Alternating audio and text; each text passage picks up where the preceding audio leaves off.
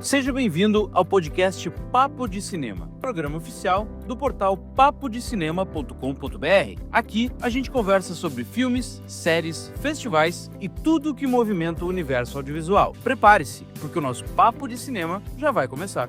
Olá, sejam todos muito bem-vindos a mais um episódio do podcast Papo de Cinema e hoje a gente vai falar sobre Como Treinar o Seu Dragão, o live action de 2025, não é mesmo, Robledo Milani? Eu quero te dar muito bom dia, boa tarde, boa noite, antes de qualquer aviso, porque eu já tava com saudade de ti. Um episódio que... Quantos episódios essa dupla não aparecia por aqui? Faz tempo, né? Faz tempo, mas é sempre um prazer inenarrável estar ao seu lado. Vitor Hugo Furtado, animado com a versão live action do dragão. Será que caçaram um dragão de verdade para botar no filme? Essa é a grande pergunta que está por aí, né? Depois de terem botado um Stitch de verdade no live action do Lilo e Stitch, um elefante de verdade no live action do Dumbo, né? Os leões de verdade no live action do Rei Leão. Agora tem um dragão de verdade no live action do Como Treinar o Seu Dragão. Eu gosto muito disso. É muito bom, né? É o live action, mas assim, é 50% live action. O resto não é mais. Mas antes de qualquer coisa, Robledo, eu tenho uns pequenos avisos aqui. Mas antes ainda dos avisos, eu quero te perguntar: tu gostou dessa camisa que eu tô usando aqui? Cara, Vitor, tu tá um galã hoje, assim, tá me causando inveja, porque eu tô vendo esse teu modelito basicão, estiloso, um cara assim super diferenciado. Vitor, conta pra nós onde é que se consegue um figurino desses? Conta pra nós. Eu só vou te dizer uma coisa, tá? Não vou revelar muito ainda. Só queria aguçar a tua curiosidade. Essa camiseta é uma camiseta da Insider, que entrou em contato com o Papo de Cinema, nos enviou algumas peças. O Robledo também está com as dele. E a nossa equipe também ganhou peças da Insider. A questão é a seguinte: se você quiser uma camiseta dessa, você fique de olho no intervalo desse podcast. Aí você saberá como ganhar uma camiseta da Insider. Pode ser, Robledo? Tu aguenta até o intervalo? Aguenta, porque o papo tá bom, né? O papo vai ser bom, o papo vai ser divertido, o filme é bom, a gente escolheu um filme Exato. bacana aí pro podcast essa semana, então tudo bem, a gente consegue segurar. Então, beleza. Ansiedade e curiosidade. Então, perfeito. Antes da gente cair e contextualizar sobre Como Treinar Seu Dragão 2025, a gente só queria, por favor, reforçar. Se você está chegando aqui a primeira vez, se inscreve no canal, dá 5 estrelas se estiver nas plataformas de áudio e, por favor, dê like, é muito importante. Comente se possível, porque esse espaço é para vocês. E se você já é da casa, a gente tem certeza você já fez isso. A gente não precisa nem pedir. E é óbvio, se quiser saber tudo o que está acontecendo no mundo do cinema e da TV, se inscreve no nosso canal de transmissão no WhatsApp, que daí tudo que a gente estiver produzindo aqui no YouTube, no Spotify, plataformas de áudio em geral e no site, vai estar lá piscando na hora para vocês na tela de cada um dos smartphones. Robledo, assistimos juntos Como Treinar o Seu Dragão. Robledo Milani chorando em prantos do meu lado, amou o filme e eu, como sou uma pessoa muito mais comedida, também estava chorando em prantos. Eu adorei Como Treinar o Seu Dragão. Ficou muito legal, né, Robledo? Ficou bacana, ficou bom. É relativamente cedo, né, para um live action, né? O filme original tem 15 anos, é de 2010. Então ainda está muito fresco na memória. E como teve duas sequências, né? A última foi de 2019. Então esse universo do Como Treinar o Seu Dragão não é um universo perdido né, na memória de muita gente. Tá? As lembranças são muito vivas. Então voltar para lá agora tão cedo com um mote, como eu fiz a piada no começo, né? Ah, mas agora é uma versão live action. É até a esquina, né? Tem atores, claro, tem elenco, tem cenários, tudo. Mas o próprio cinema hoje em dia tá muito difusa essa questão, né? Com tantos efeitos especiais, o cinema hollywoodiano, principalmente, né? Com tantos efeitos especiais, com tantos cenários criados por computação, né? Efeitos digitais e tal. O que que é real, o que que não é, né? A inteligência, o AI, né? Por todos os lados, né? O que que é real, o que que não é, né? Então, o que que é live action de fato, né? Mas eu gosto que o filme é uma porta de entrada para quem não conhece, então, para crianças pequenas, né, que não estão familiarizadas com o universo do dragão e do Soluço e do Banguela e tal. Assim como é uma belíssima homenagem. O filme é muito fiel ao longa anterior e é muito emotivo. Realmente, isso já não foi piada, pessoal. Tanto eu quanto o Vitor choramos assistindo ao filme. Eu já assisti duas vezes o filme. Então, assim, levei meus sobrinhos também adoraram o filme. Então, assim, realmente é um filme muito emotivo, muito lisonjeio, né, em relação ao longa anterior, ainda que se aventure muito pouco em mudar a trama original. É basicamente uma refilmagem, né, do filme, lá, a animação de 2010. A gente vai entrar um pouco mais nesses pormenores no segundo bloco, mas antes acho que vale também a gente fazer como tradicionalmente fazemos, Robledo, uma contextualização. E vamos falar sobre esses live actions, porque eles começaram a ficar bem populares agora na década de 10, né? E se não me engano, me lembro se eu tiver, me corrija se eu tiver errado, acho que o grande start foi o Alice no País das Maravilhas, né? A gente pode dizer, né, que desde os anos 90 isso já acontecia, né? Teve o 101 Dálmatas lá com a Glenn Close, Isso. né? Teve outros assim de menor impacto, mas assim, não é uma coisa, uma fórmula relativamente nova, mas tu tá muito certo em dizer que o grande foi com o Alice no País das Maravilhas, porque foi um filme de US$ 1 bilhão nas bilheterias, né? Foi um filme, um fenômeno mundial, realmente, de fato, sabe? Era o auge da popularidade do Johnny Depp, né? Quem diria, né? Hoje em dia a gente falar de Johnny Depp, um cara que leva bilhões para os cinemas. Mas, enfim, foi um filme que ganhou até uma continuação, que faturou muito menos, né?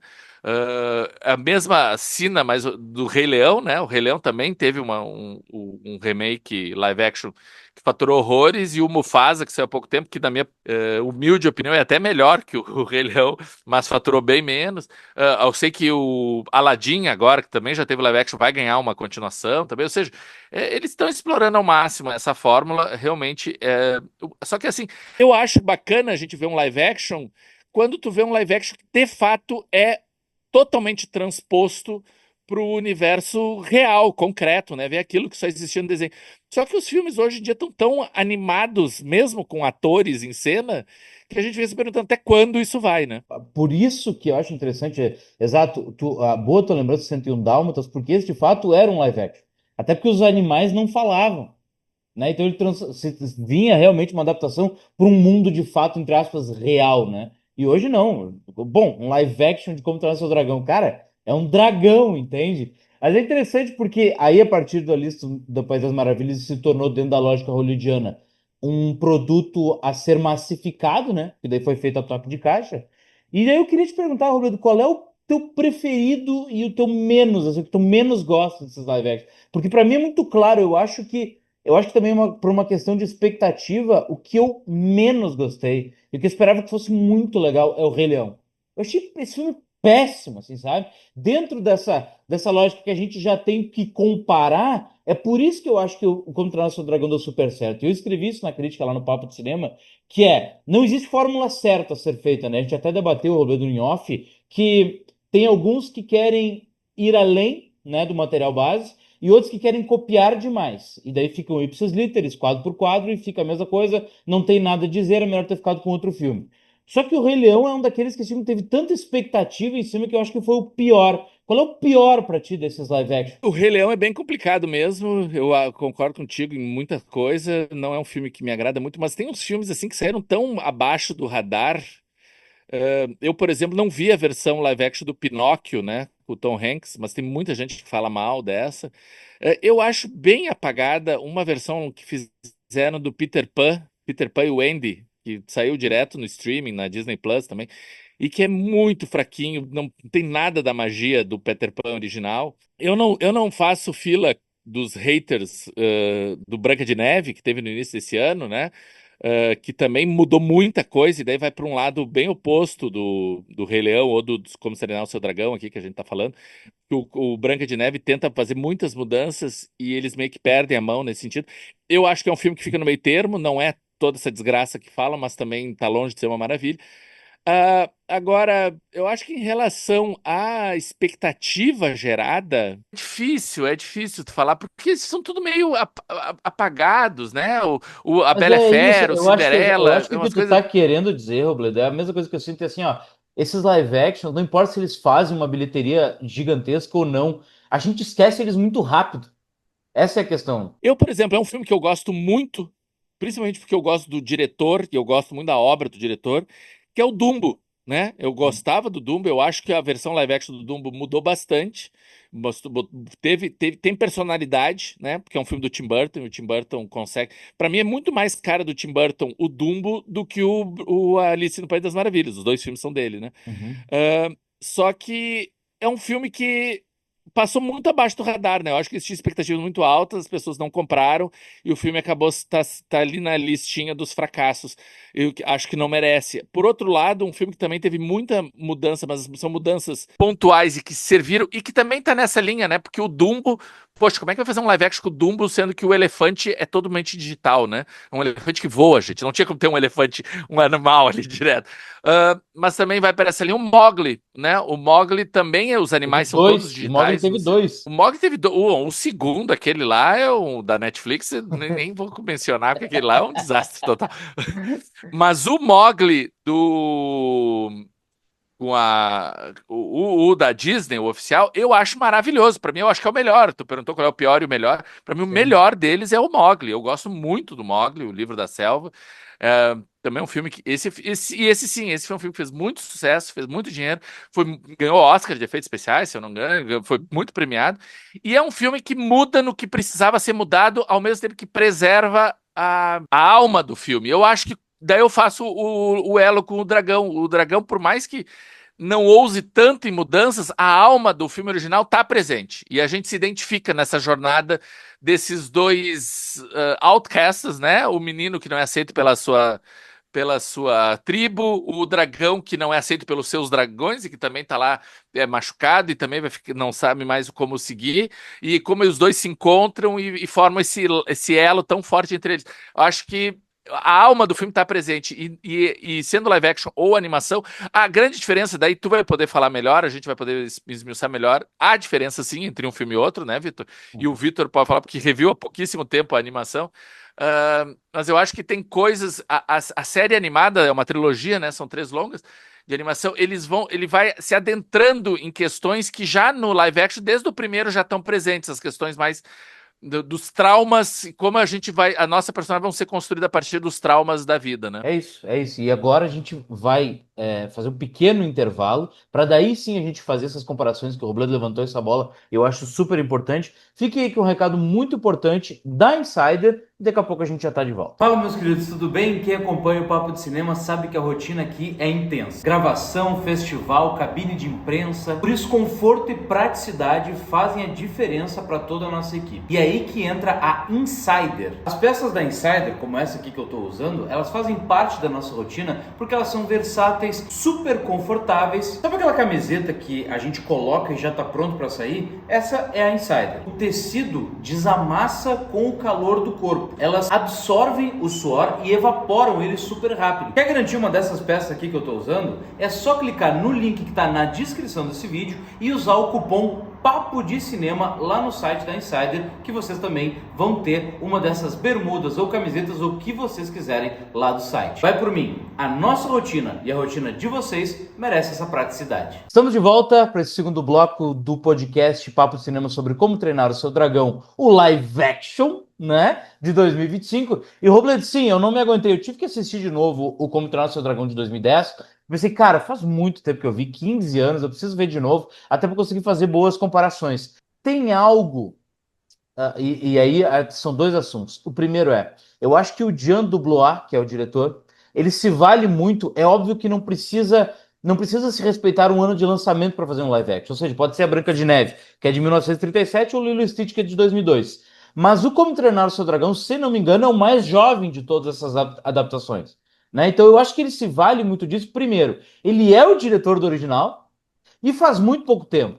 Então isso está tudo muito fresco na cabeça dele. Então, para mim, ficou uma sensação de que o Jean Dublois colocou tudo que ele não conseguiu colocar naquele filme. Ou conseguiu desenvolver, né, que ele não conseguiu. Tanto que tem mais de 20 minutos, tem 20 minutos a mais do que tinha na animação. E eu acho que a principal diferença, e isso não é uma coisa ruim, é que o live action de Como Treinar o Seu Dragão, a animação, ela era assim bastante voltada ao público infantil. Ela tinha assim um ar de lúdica, sabe?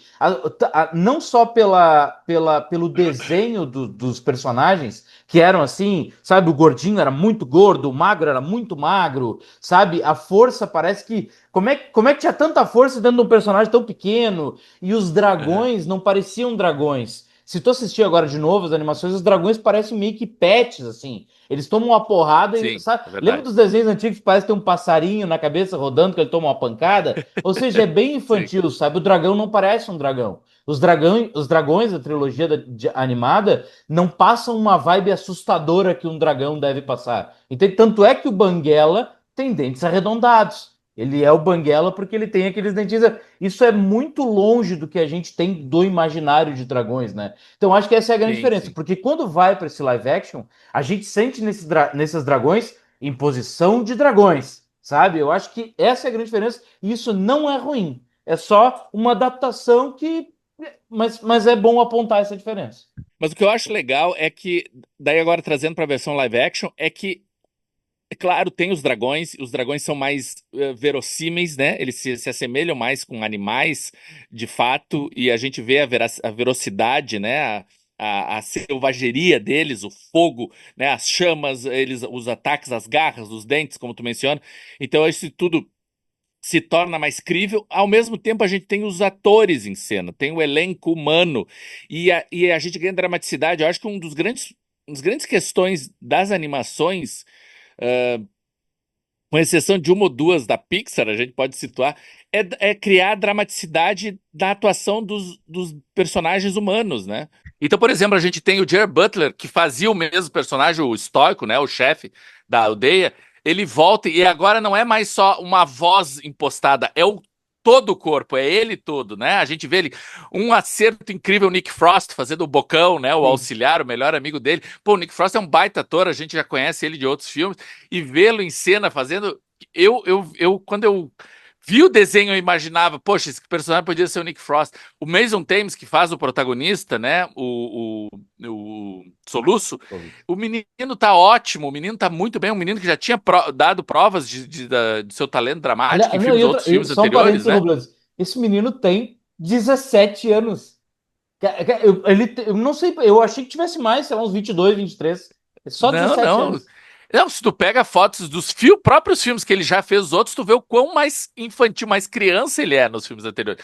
Então Uhum. é um talento super jovem que está se demonstrando, e já agora, não é o primeiro filme como protagonista, porque, por exemplo, o Telefone Preto é basicamente ele o Uhum. protagonista também, que é uma outra pegada completamente diferente. Então, se tu vê que o guri realmente está imbuído do personagem, entrega tudo, tá muito bem.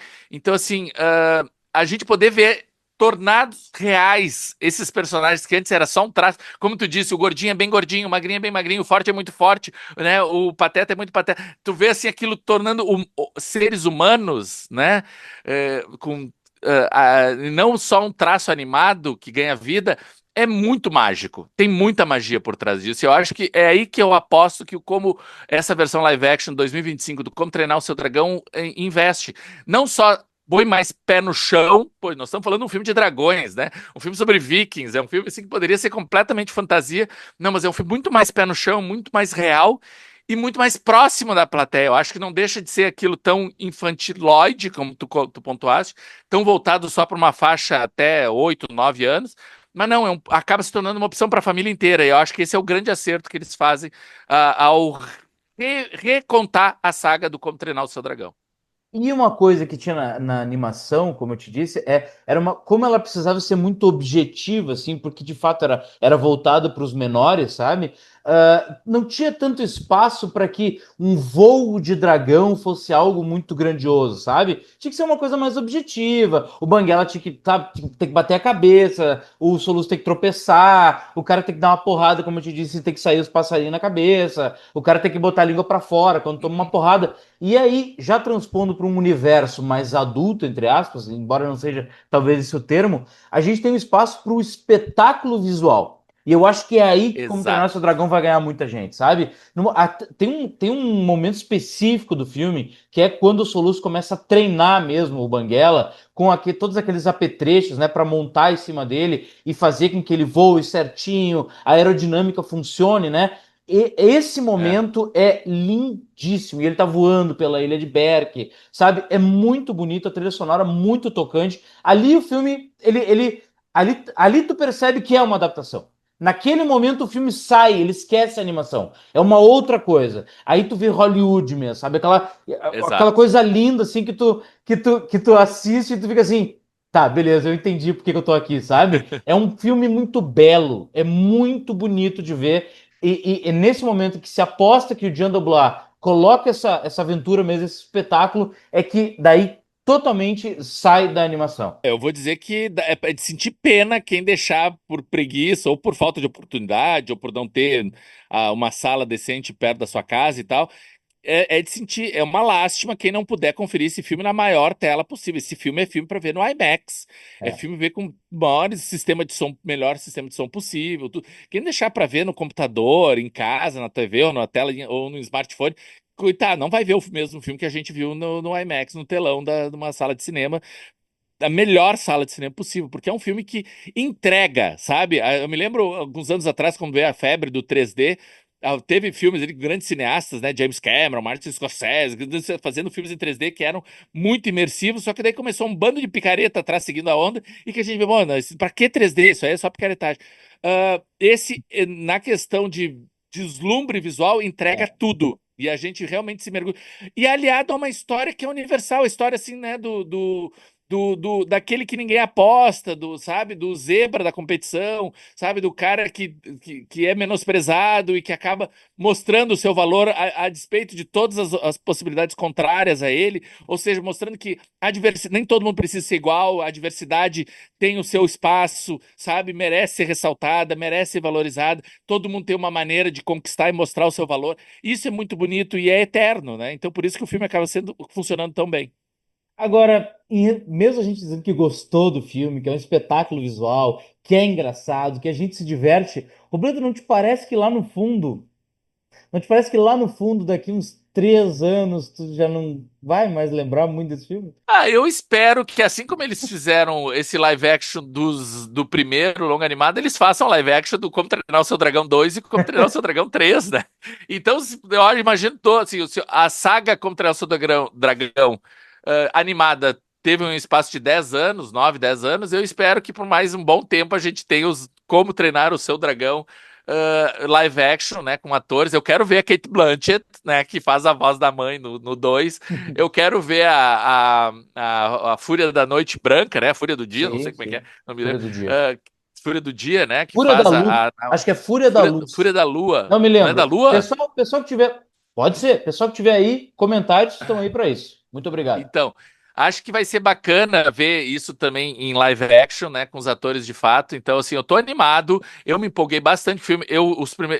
Quando eu vi falar a primeira vez, eu pensei assim, ih, será? Daí vi os três, já fiquei mais empolgado e vendo o filme completo agora, entregou tudo e tô bem feliz, bem satisfeito com essa animação. Acho que é ah, muito melhor que a recente Lilo e Stitch, por exemplo, que faz quase um quadro a quadro do filme original sem acrescentar nada de.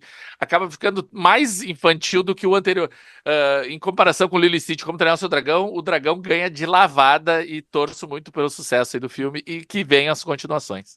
E vai fazer bilheteria, hein? Não, acho que vai fazer muito dinheiro justamente por aquilo, porque não deixa de falar com um público específico. Eu acho que é um filme que bem mais amplo o espectro de audiência dele. Então vai ter pessoas de mais diferentes idades indo ao cinema e saindo satisfeitas e recomendando para outros irem ver. Eu acho que é um filme que tá focado numa necessidade realmente de levar de volta as pessoas aos cinemas, né? É um filme para ser visto na tela grande e junto a um grande público, né? Aquela emoção compartilhada, isso é bacana. Então é isso, pessoal. Se você já assistiu nas pré-estreias, você está aqui nesse podcast com a gente, por favor, deixe aí seu comentário, diga se gostou, se não gostou do filme, concorda com a gente, não concorda. E também provavelmente deve ter uma galera que está aqui com a gente está lançando esse podcast no início da semana, mas tem uma galera que está esperando chegar no cinema depois das pré-estreias, né? Se gostaram ou não gostaram, o espaço de comentário nas plataformas de áudio no YouTube é de vocês. Ficamos agora com o Comentando os Comentários.